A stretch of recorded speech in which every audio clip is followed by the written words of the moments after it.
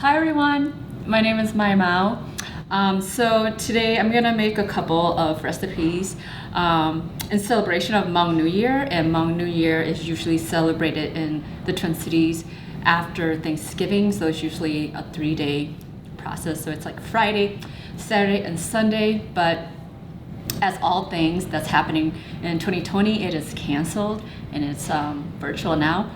And for the new year, usually like our family, we make a variety of food, and one of the main thing that we would make, or my mom would make growing up, is boiled chicken with Hmong herbs. In a little bit, I'm gonna tell you what the Hmong herbs are.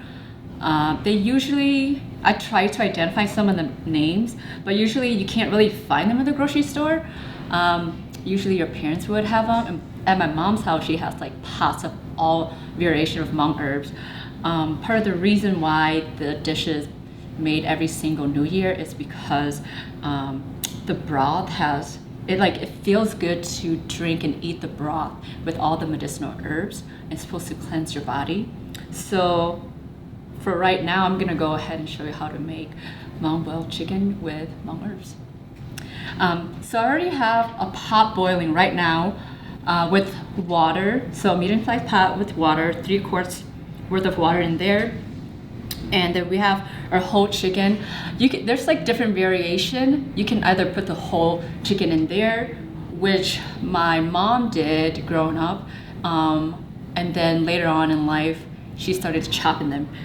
Today, I'm gonna go ahead and chop them into pieces, the chicken into pieces, and add it to the boiling water. But before I do that, my water is already warm. And so let me just go ahead and add some of these herbs in there. So we have lemongrass here. Usually we fold the lemongrass, and I don't know why we do this, but growing up, my parents would just fold it kind of like this into a bow or something, so it kind of stays in place. There's no right or wrong way. And you can put 1 or 2 in here and you let it simmer. And then I'm gonna just do 1 more.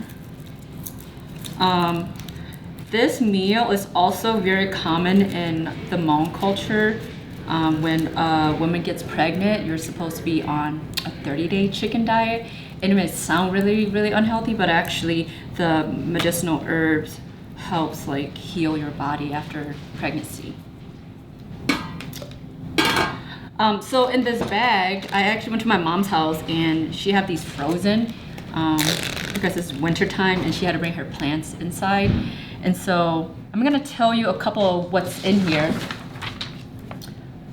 So in here, we have something called mugwort, and then Okinawa spinach. We already had lemongrass, I put that in here. There's Joe pie weed in here. There's lovage in here, and there's also green Okinawa spinach. The one that I mentioned earlier is the red one, so the underside of the leaves are red. And then we also have red Malabar spinach as well. And there's more than this. Like there's like, depending on like your parents or your Hmong family, it varies. You don't have to have all the herbs, and sometimes you can put like more or less depending on what you want. So this kind of thaw out a little bit, but my mom froze it and bundled it all together. So I'm just gonna go ahead and put this in here. And if you don't know, the Twin Cities is actually home to one of the biggest Hmong population. And Hmong folks are really like an ethnic group, originally from the mountains of China, and then went to Laos. So my parents are born in Laos, but half of my siblings and I are born in Thailand and in a refugee camp, and then the other half are born in the United States. And we came here as refugees because we took part in like the CIA operation called the Secret War.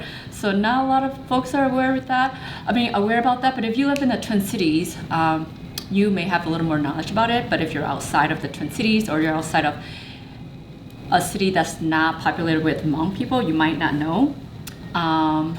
So my grandparents were part of the Secret War, and then after the Secret War, which is part of the Vietnam War, ended in 1975 to the American eyes, the war itself was still going on in the jungle of Laos, and my dad also went to war during that time too.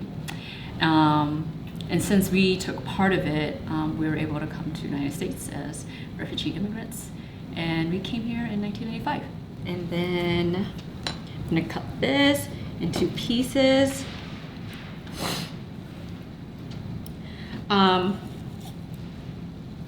So yeah, the Hmong New Year in the Twin Cities here is celebrated at the River Center. And again, it's not happening, but usually what happens there is 3 days. And when I was younger, I used to go 3 days because it's like a thing to do and it was so fun. And as I got older, like 1 day was enough for me.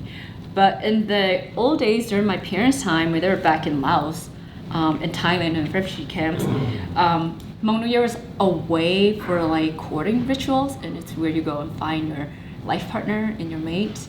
Nowadays, it's not so much of that. It's more like a celebration, get together, seeing family and friends from various parts of the United States who you haven't seen in a while. And there's like more than just like courting rituals at the New Year. So there's like dancing that happens. There's like some pageants that take place. There's a lot of vendors. There's a lot of food vendors and a lot of other types of clothing vendors.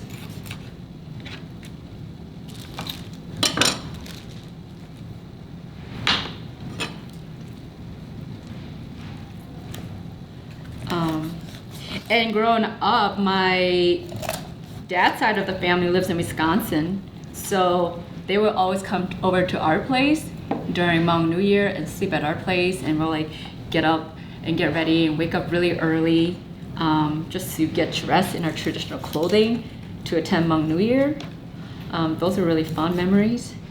And the house is just like full of people, and then you'll go to that, and then you'll come home, and then you'll make a big meal and you'll eat together. One thing that also happens at Hmong New Year too, that's really big, that my mom and dad emphasize a lot, is ball tossing. And that was the part that's like considered like a courting rituals back in the day. But it's also seen as a way of like, when you're ball tossing, you're usually tossing the ball with like someone else. And you're tossing away everything bad that has happened that year, and when you receive the ball back, you're accepting like new things that may come in the following year. And so that was always a thing that we would do, but that's not happening this year, so I'm gonna have to figure out what I'm gonna do for that. So with the chicken, you just wanted to cut it into pieces, and you want to cut it with the bones on it. So I'm just gonna go ahead and throw these in here. And if you wanna add, you know, some bouillon in there, you can. And I have some veggie ones I'm gonna add in here, but you don't have to. I'm just doing it for extra flavor. But my parents didn't do this, but that's okay. And we also leave the skin on too. That's all like, that adds fat to it. But in my culture, growing up in my family, you don't really waste anything on the chicken. You eat everything.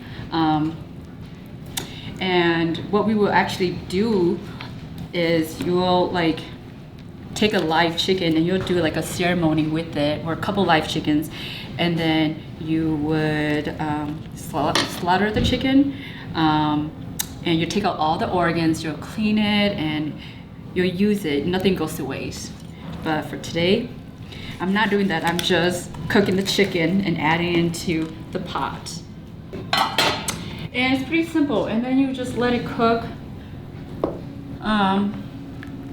until it's done, and you can let it cook for 20 minutes or so, and then you can add more salt if needed.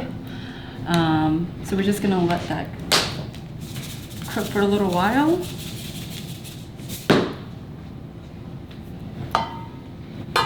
And then we'll check on it in a little bit.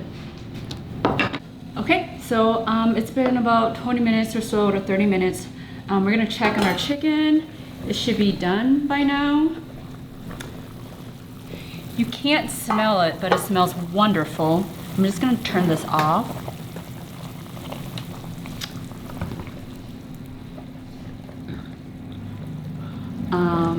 And it's done now, and usually we eat this with rice. We also usually eat this with, like, we make a pepper paste with Thai chili pepper, and there's like fish sauce, cilantro and onions and garlic, and we use that as like a dipping sauce with our chicken. And the broth makes you feel good because it feels like you're cleansing out your body. So I'm gonna go ahead and put some in a bowl for us. So we don't eat, we usually let the medicinal herbs stay in the pot and in your bowl, and we don't eat it really. You can with some of the Okinawa spinach leaves. And